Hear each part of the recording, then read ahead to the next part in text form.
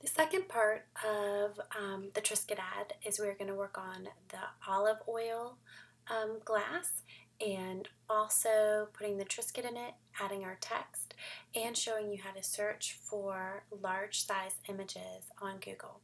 So I provided you all the images you needed, but I wanted to show you how I got them. So if you come into Google, I'm going to go ahead and search tomato on the vine. And I'm going to select images, and you can see that there are search tools and you can come into size.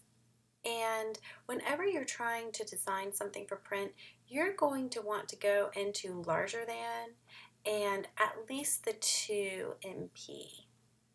And from there you can find these are all images that you could grab that are high res. Now, what you see right here when you grab it might be smaller than you need. So you need to then click on View Image, and that will take you to the file where it's really the large size image that you need. Now, because you find something on Google, it doesn't mean you have a copyright to use it. But this is how, for a school project that is not being professionally published, how you can find a file that is print appropriate and not low resolution. All right, so moving on. Here is our olive oil container. And for this one, because it does not have really crisp lines, the contrast is low in some areas, I am going to use my pen tool, which you have been practicing with, to go ahead and mask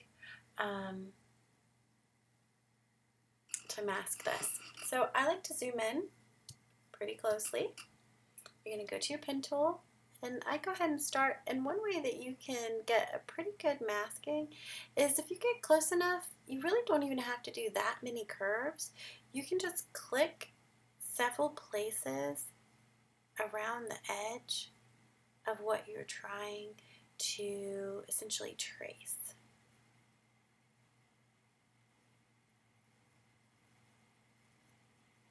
So you can see I am just staying as close as I can, clicking all the way around.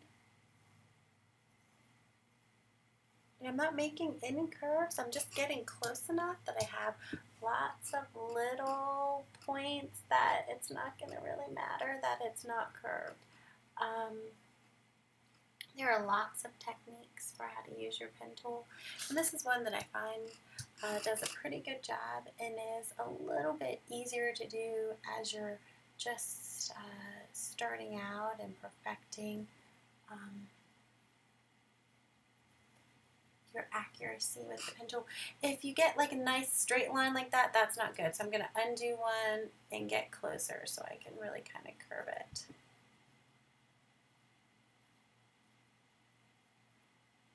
And I'm coming up and around.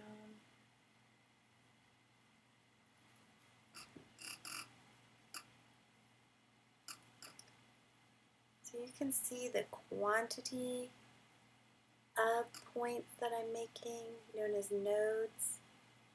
Photoshop each one of those little kind of squares. It's an anchor point or a node. Spacebar lets me use the hand to zoom up.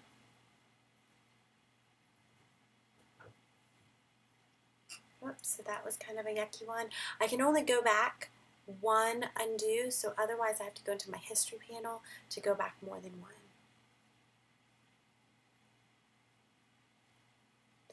And remember my very last point, I have to close the shape. I'm looking for that circle. Okay, so I've closed it. I have a work path, which means that will disappear on me. So I want to double click, make it a saved path. I also have the inside of the handle that I need to go ahead. And you can see if I stay on the same layer selected, it will actually put an additional path on that same layer.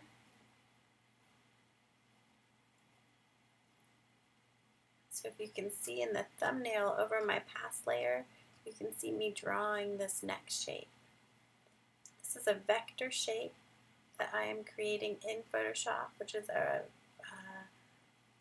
pixel based program. So now what I can do is click Make Selection. You can see because I had this path selected, it's only selecting that. So now if I come back and I click on this layer, you can see I actually have another path. So the arrows down here, Path Selection tool, let me grab another path. So I can select it and then click on this again. You see, oh, now I just have that one. So if I want to get both, I'm going to click on this again, grab this inside, do my flyout panel, and say Make Selection. And this time I'm going to get additional options, and I want to add to the selection, or actually I want to subtract. I want to subtract this negative space from my selection. Let's try that again. So I'm going to make my new selection. I'm going to grab this inside and say maybe add to selection. No.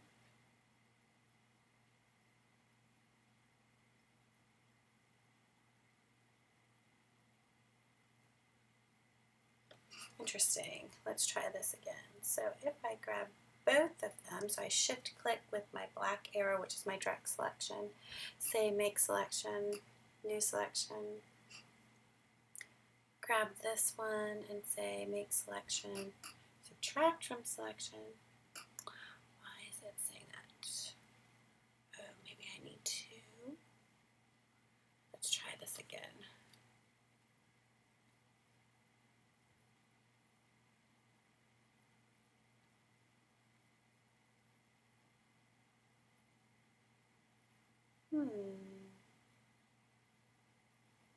So as you can see, even professionals, sometimes there's changes to Photoshop or things don't work the way that we think they should.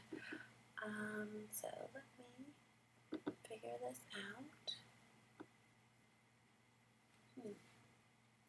Oh, so that's doing the hole. So now, okay, see I have marching ants around the outside here. If I make selection, I subtract that one. There we go. So now I subtract it. So now I have marching ants around just the area that I want. So Command D undoes the marching ants. So let me show you this again. If I grab this inside one and I say Make Selection, you can see I have everything selected except in here, in the handle. So if I click back, grab this outside path, do the flyout panel, say Make Selection. This time I'm going to subtract it from the selection, and now I have just this selected. Okay, so that's perfect. So we're going to go ahead and mask, and you can see now I have just this olive container. So the next thing I'm going to do is open my triscuit, and I'm going to double click on the background layer so that it's unlocked, and I am going to go back to my selection arrow, grab my triscuit, and I am going to drop it as a layer where my vial is. So now Command -sign to go ahead and zoom out, grab the corner. I can click to lock my dimensions. I'm going to kind of make it so it's closer to the size. Perfect.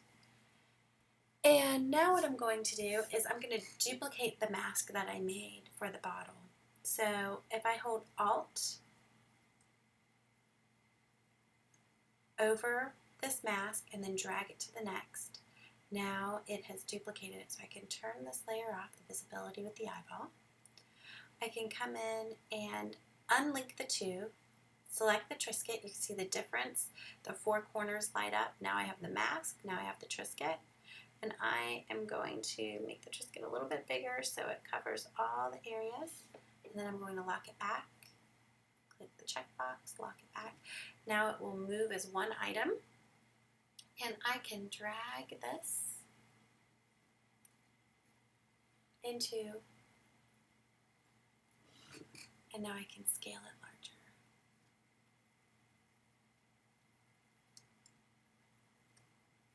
Remember, I can lock the dimensions so that I don't twist or distort. Alright, so I've got that. Now I want to compare and see it's a little bit smaller, so I can go a little bit smaller. And it is the very bottom layer, so I can drag it so that it is behind everything else. And I can select multiple layers by holding Shift. So I click my rosemary, Shift click my basil, Shift click to my tomatoes. They get a little bit smaller. They're an accent kind of at the bottom. So I look back at my original. Okay, it's looking pretty good. Alright, so if I look back at the original ad, you can see that there's a glow around, and it's slightly darker with a little orange tint. So what we're going to do is add an effect. So we take the layer where the olive oil is and click on the FX button, which is effects, and we are going to do outer glow. So you can see it brings up a pop-up window, layer style, outer glow is selected. Click on the white or whatever color is there, and we're going to grab one of these kind of like orangish colors from the corner gradient, and we're going to go ahead and change it to multiply in the spread. You want to make sure preview is selected. You can see size, and you can keep comparing back if you like. Maybe there's a little noise in it. Noise is kind of roughing up the edge, making it a little less smooth of a transition in colors. Maybe the size is just a little bigger. Okay.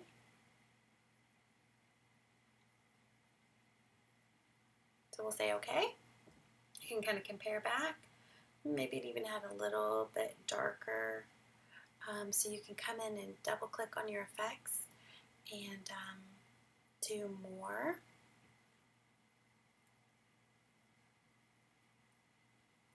And I can come back in and make it even a little bit darker. Just go past me some.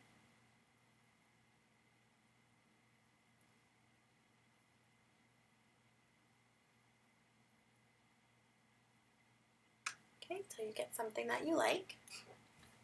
So then we will look back and we see that maybe the tomatoes have that same effect.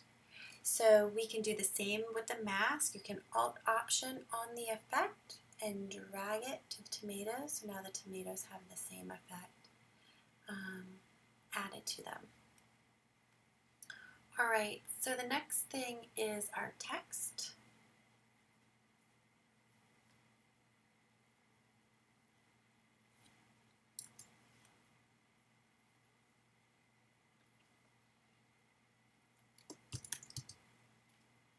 And it says new fire roasted tomato and olive oil.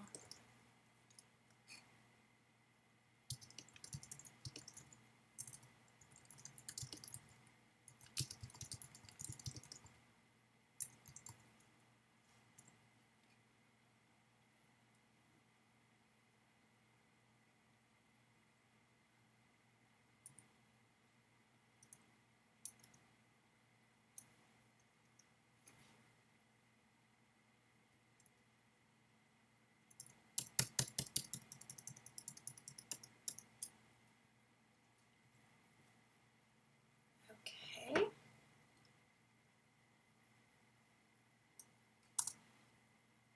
And the next line reads, add a little zest to your life.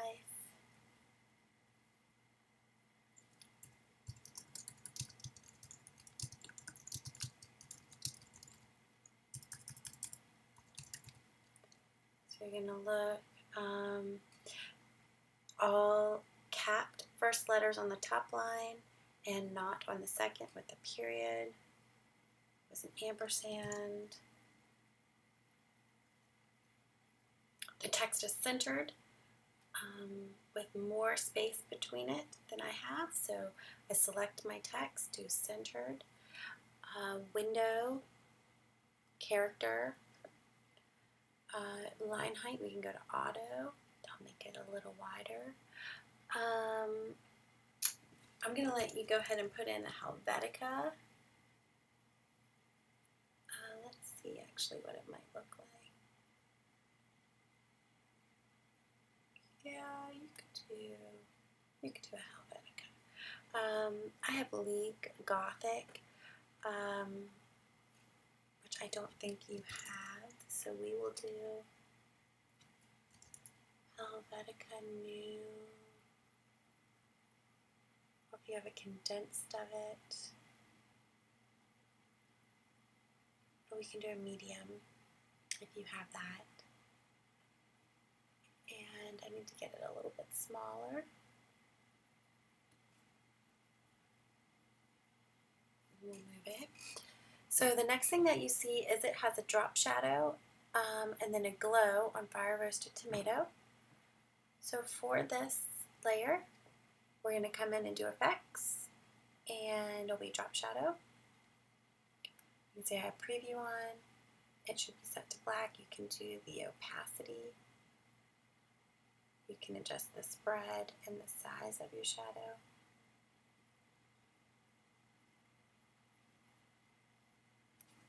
Alright, so then we'll come in and do I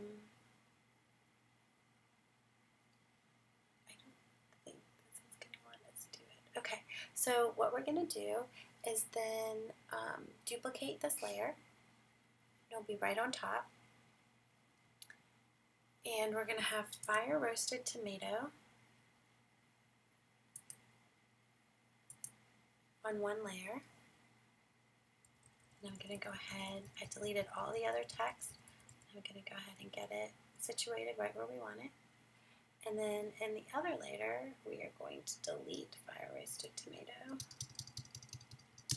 And then make space for it again.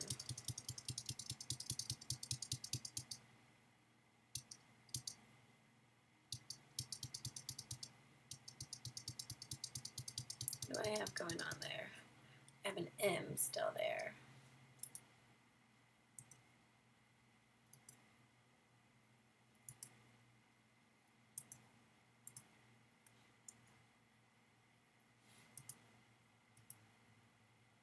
Alright, that looks pretty good. So that doesn't get in the way, we can lock it. Go back to fire roasted tomato, come in. We'll keep our drop shadow, but we're going to add an outer glow. It automatically does the same outer glow that we had before. So I'll just say okay for right now, and we'll kind of compare back and say, yeah, that looks good, but we need a red outline around it and a little bit more red. So we'll come back into that outer glow, and we're going to grab some red from our tomato. Perfect. We're also going to come in and do a stroke. So we'll do the outside, and we're going to do 1 pixel, and the color is also going to be a red color.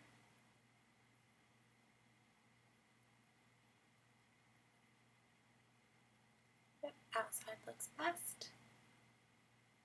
And maybe that's a little bit too bright, so maybe we'll kind of come in and do a darker red.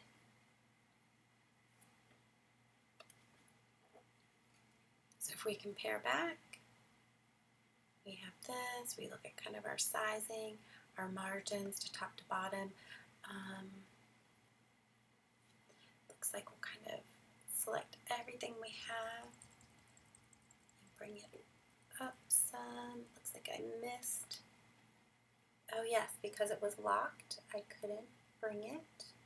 So I'm going to unlock it and realign that.